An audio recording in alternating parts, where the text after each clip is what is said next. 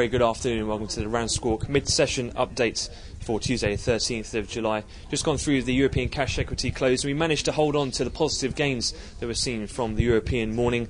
A couple of things in particular in focus, a bit of a knock-on effect from the better-than-expected Alcoa earnings, the bellwether in the US which kick-started officially US earnings season last night.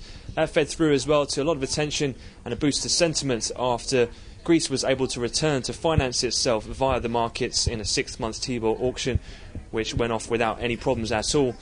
And then individual results from the likes of BMW, who boosted their outlook for the full year, lifted German car makers in particular. They closed up well over 7% individually. And BP getting ever closer to capping the leaking hole in the Gulf of Mexico, also finishing firmly across the board.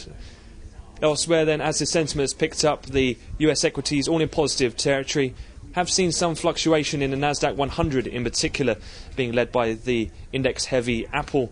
There were some rumours early on Wall Street trade that potentially they had to recall their 4G phone. However, that remained unconfirmed and their shares have bounced as respectively has the Nasdaq 100 index.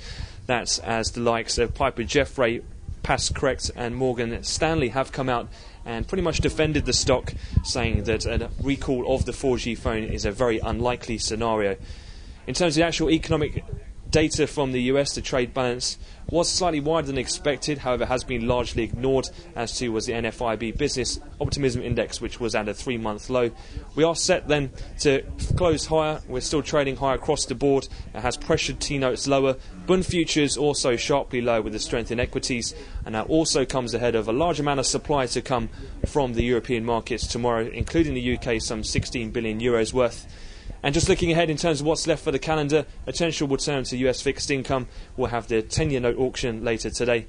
We'll have another update to come at the close on Wall Street. So I wish you all a great rest of the trading day.